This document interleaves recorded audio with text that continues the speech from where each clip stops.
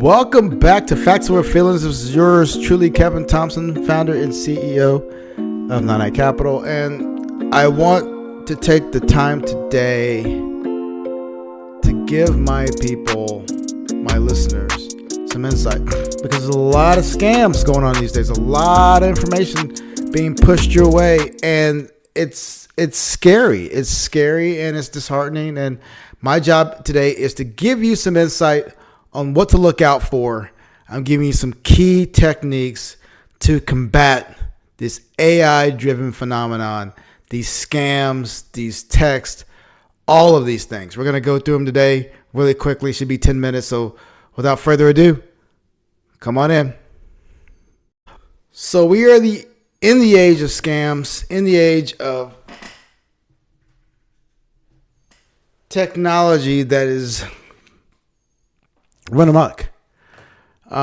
Text messages, emails, phone calls, you name it. Door-to-door salesmen. They're coming after one thing and one thing only, your wallet. So I'm going to talk about some of the scams that we need to be targeting right now. They're going to be targeting you and how to combat them. This isn't about being smart. This isn't about being ignorant. This isn't about just, oh, oops, I'm gonna put my head in the sand. We have to know what's going on. I've seen very sharp people get caught. This is about timing and pressure. So let me walk you through a couple here. The first one is the package text scam. I'm assuming most of you get these because we have a lot of packages coming to our homes. We have the USPS scam or the UPS scam. You will get this thing saying your package has been delivered. Or we're having questions about your package. Can you please click the link to see what the problem is or verify your address? Your package has been delayed. Click here. What's happening? They're harvesting your info and getting you to log in. Part one, what to do? Ignore it. Push it to spam. Go directly to the USPS or the UPS website yourself. If you go into those websites directly, you'll find out if you truly have a package. You'll find out if there's an issue with something that you have, because you will have something on your website you can log into. And furthermore, you'll have a notification code that you have to put in, a packaging code where you have to put in to verify that you truly have a package. So here is my tip. First and foremost, if you don't have a package or you're not expecting anything, then chances are it's not yours. It's fraudulent. Secondly, if you are expecting a package, go directly to the website, log into the website, because you likely got a tracking number or something to that effect once you ordered the product or once you had the product delivered. So always think about it that way. And again, if you're getting an email, the first thing I would do from an email's perspective is go to the top, go to the subject line on the email and read the actual email, because that email is probably coming from someone at gmail.com or something at spam URS. It's important to understand exactly how to combat those. So I hope I gave you some information there. 2, bank fraud department call. This one is becoming more and more of a thing because they have your information. They'll say, we detected fraud on your account. We need to verify your account. Well, what's happening? They're using urgency to get your info. What to do? Ask for an ID number. That person should have some kind of identification number. Who do they work for? Have them give you the information. Ask for a reference number. Hang up. Call your bank directly to see exactly what's going on. If someone's calling you asking for your personal information, can you verify your home address for me? Can you verify your social? Can you verify your bank account number? Because those are some pieces of information you're going to have to give back to them. So I would suggest if they ask for that information, you say, shouldn't you already have that? Yeah, but we're trying to verify and all that. No, let me call you guys right back. That's how you combat these things. If there's ever a need for urgency, that should bring you pause. Part 3, section 3, Number 3, tres. The tech support, your computer has a virus. Now, they'll say your computer is infected. Call this number. What's happening? They want to remote into your computer to get their access. Now, there's another one very similar. They're saying, hey, pay this money right now and you'll get this virus deleted or virus taken off. No. All this stuff's coming to your computer for a reason, because they're trying to make you make a move. What to do? Close it out. Do not call. Do not download anything. If something happens to your computer and your computer starts acting crazy, hey, unplug it. Unplug it. Automatically unplug it. It'll reboot itself. It should allow you to go back in. It's happened to me where I clicked on something one time and it's and I got this pop-up virus. I just ultimately closed my computer out. It refreshed and it was gone. So understand that, one, be careful of the links that you're pressing, but 2, make sure that you do not act in haste, because the majority of the time, what could be done today can be done tomorrow. Don't ever feel like you're being rushed.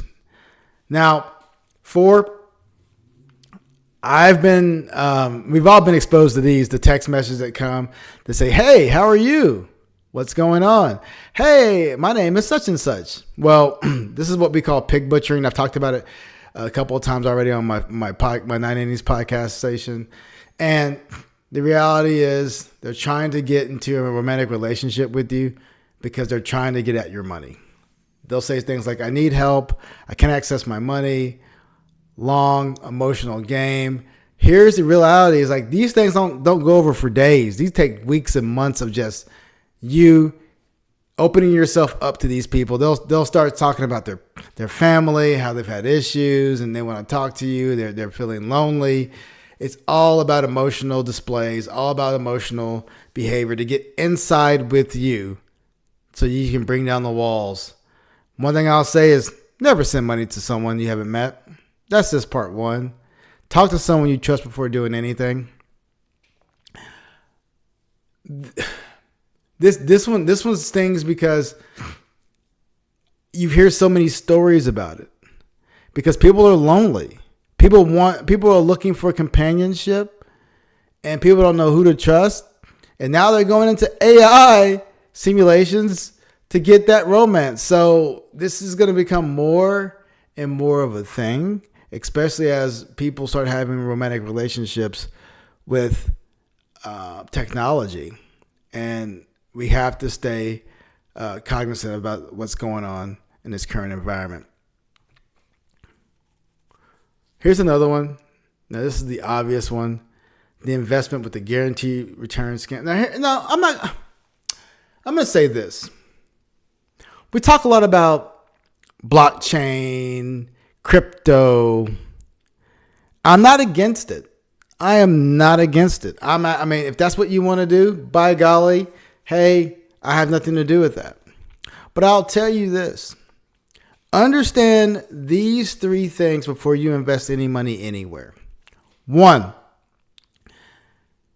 what is the true intrinsic value of that said investment? What do I mean by that?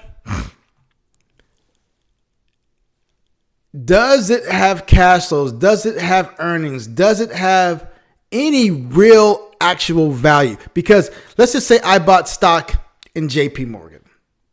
Well, guess what? JP Morgan has an intrinsic value. They own real estate.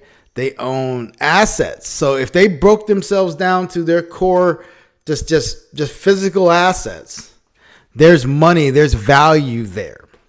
You can put a price on that value, and it's in the stock price. Also with, additional values and things like that, but it's in the stock price. Now, also they pay dividends, so that's also a valuation thing there. But what you can't say about blockchain and Bitcoin and Ethereum and all this other stuff is that there's an intrinsic value. It doesn't pay dividends. It has no real value. The only value it has is the value someone says it has. So if someone says, I will give you $5 for that Ethereum or Bitcoin or Solana coin, well, it's worth $5. But the market is saying that someone's willing to pay you X more for that dollar or for that Bitcoin or Ethereum. But the reality is there is really no intrinsic value. It's something that has been created as a system of exchange, and that's it. So be careful on that. It's the same thing we're talking about when we're talking about investments outside, guaranteeing returns, having multiple opportunities, limited time offerings. What's happening? They're playing on your need and your greed and your urgency. What do? There are no guarantees. It sounds too good to be true. It most likely is. So in closing, I know I said a lot there. The most important thing that we can round all this stuff back to the beginning, is patience. Don't ever feel like there's a need or an urgency to do anything.